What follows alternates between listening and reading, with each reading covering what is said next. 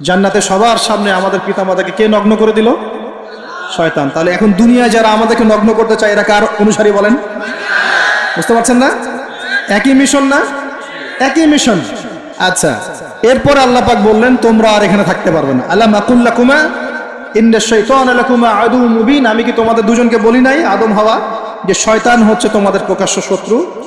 তখন তারা বললেন রব্বানা যালামনা আনফুসানা, বলেন রব্বানা যালামনা আনফুসানা ওয়া ইল্লাম তাগফির লানা ওয়া তারহামনা লানাকুনান্না মিনাল খাসিরিন।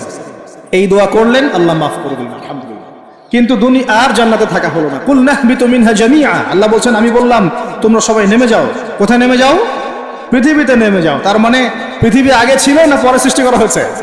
পৃথিবী আগেই ছিল। পৃথিবী কি আগে থেকেই ছিল। কুল নাহবিতু মিনহা জামিআ ফাইম্মা ইয়াতিয়ান্নাকুম মিন্নি হুদান, তোমরা নেমে যাও পৃথিবীতে একসাথে। আর তোমাদের